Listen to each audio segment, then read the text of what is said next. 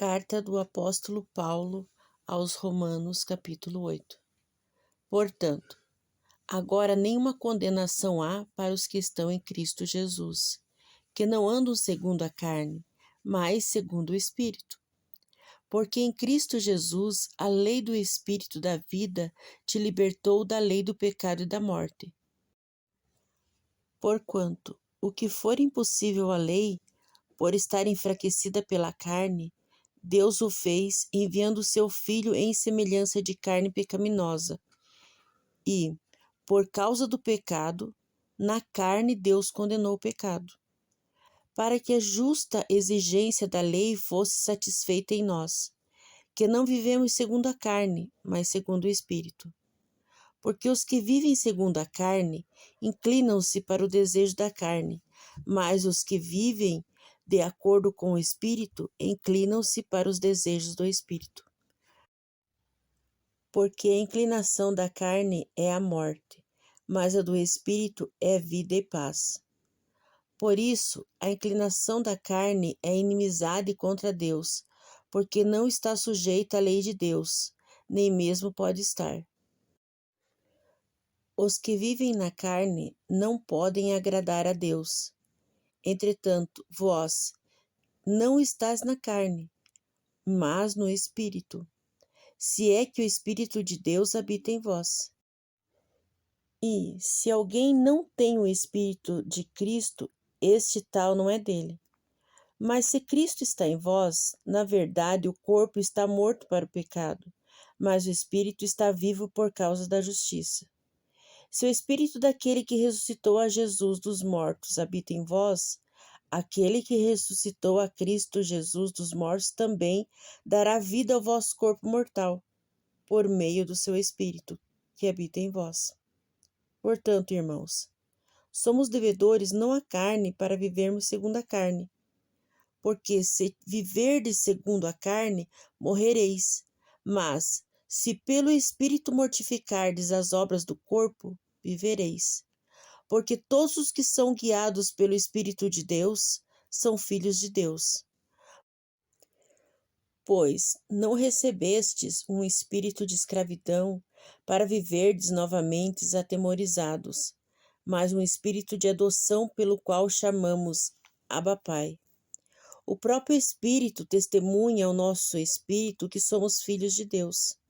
Se somos filhos, então somos também herdeiros, herdeiros de Deus e co-herdeiros em Cristo, se é que sofremos com Ele, para que também com Ele sejamos glorificados.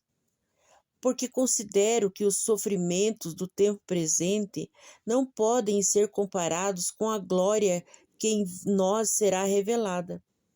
A criação guarda com grande expectativa a revelação dos filhos de Deus, pois ela está sujeita à futilidade, não por vontade própria, mas por causa da vontade daquele que a sujeitou. Na esperança de que a própria criação será libertada do cativeiro da decadência, para a gloriosa liberdade dos filhos de Deus.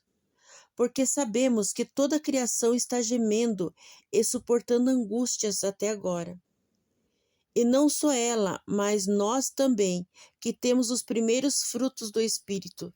Da mesma forma, gememos interiormente, esperando nossa adoção como filhos, a redenção de nosso corpo. Porque nessa esperança fomos salvos. Mas esperança que se vê não é esperança. Como alguém espera aquilo que vê? Mas se esperamos o que não vemos, o guardamos com paciência. Da mesma forma, o Espírito nos ajuda em nossa fraqueza, porque não sabemos como orar, mas o Espírito mesmo intercede por nós com gemidos inexprimíveis. E aquele que sonda os corações conhece a intenção do Espírito, porque ele intercede pelos santos conforme a vontade de Deus. Sabemos que tudo coopera para o bem daqueles que amam a Deus, daqueles que são chamados segundo o seu propósito. Pois aqueles que de antemão conheceu, também os predestinou para serem conforme a imagem do seu Filho, a fim de que ele seja o primogênito entre muitos irmãos. E aos que predestinou, também chamou.